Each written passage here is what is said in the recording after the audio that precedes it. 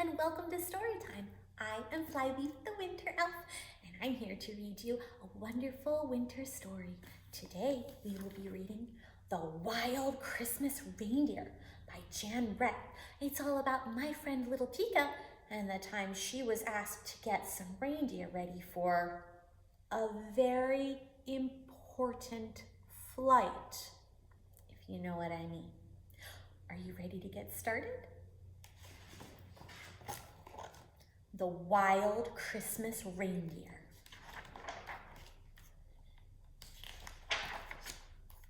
Tika was excited and a little afraid.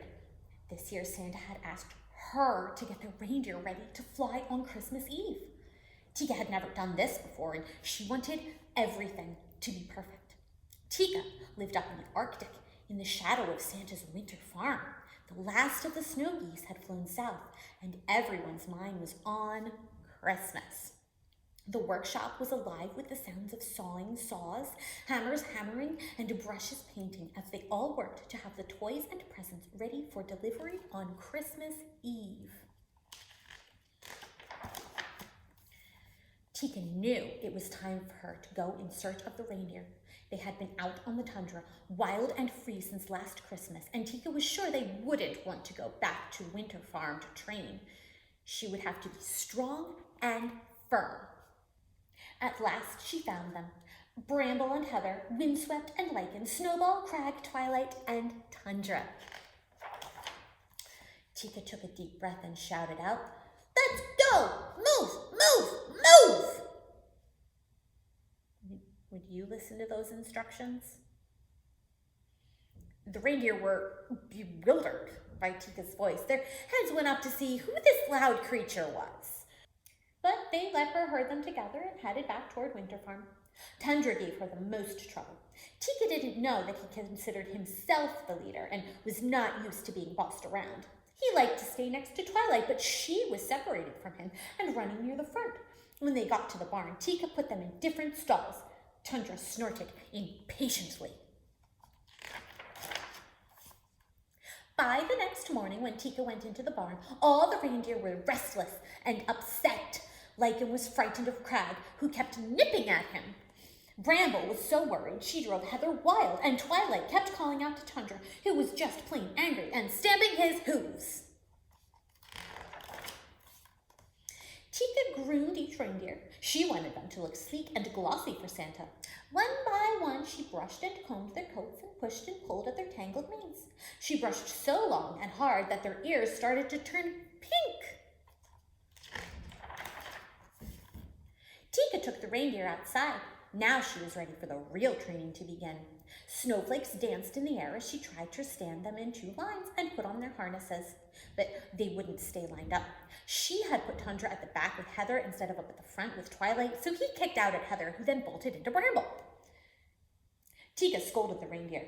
"Don't move!" she cried, but they all ran off wild-eyed, and she had to go after them and bring them back. The next day, Tika harnessed the reindeer in the barn before taking them out into the snow. Everything went right until she got them lined up outside and tried to steer them first to the left and then to the right. To make the sleigh fly, they would need to pull together smoothly, but everything went wrong. Tundra crashed into Heather. Snowball blew up at Bramble. Windswept knocked over Twilight, and then Lichen locked antlers with Crag. This is not going well. "Stop!" Tika cried as she watched the reindeer paw the air. "I'm a hook!"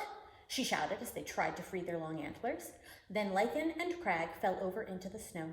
The harder they pulled, the more their antlers locked. The reindeer were frantic, and Tika only made it worse by yelling at them. Tundra and Heather rushed to help, but the antlers did not break free. Windswept nudged at Lichen, and Bramble ran to help Crag. But the more they tried to help, the more they got tangled up themselves. Their necks strained and their muscles bulged, but their antlers did not budge. Tika wailed, "Oh, please, it's almost Christmas Eve!" But the reindeer could not move. A frosty silence hung in the air.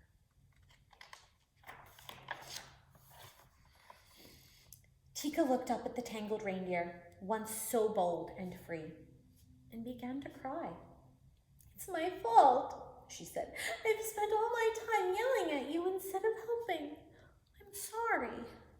And one by one, she gave each reindeer a hug. "Tomorrow," she said, "we'll go to work in a new way. No yelling, no screaming, and no bossing, I promise. Let me try to help you get free." The reindeer listened to this new voice. Heather's eyes sparkled. Crag cracked a reindeer grin. Bramble giggled and Snowball sighed. Tundra laughed and Twilight smiled. The more they laughed, the more they shook, and as they shook, their antlers rattled and rubbed.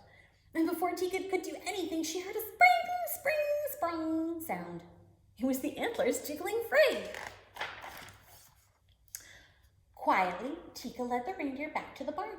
She sleeked their coats. She gently brushed their ears and combed out their manes. Tundra nuzzled her cheek.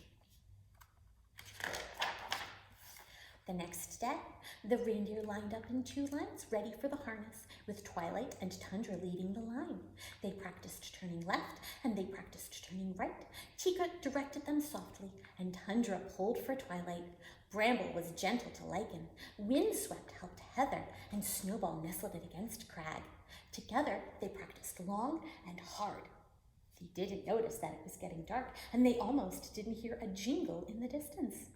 It was Santa standing by the sleigh, piled high with presents, and ready to go. Now the reindeer were ready too, and Tika led them to the sleigh. Santa smiled and nodded his thanks. Then he climbed aboard and waved to Tika, who watched as the wild reindeer rose up together and carried the sleigh off into the night. Merry Christmas. The end. I hope you enjoyed today's story as much as I did, and I hope that if you celebrate Christmas, it's a merry one. Thank you for joining me for today's story. Goodbye, friends.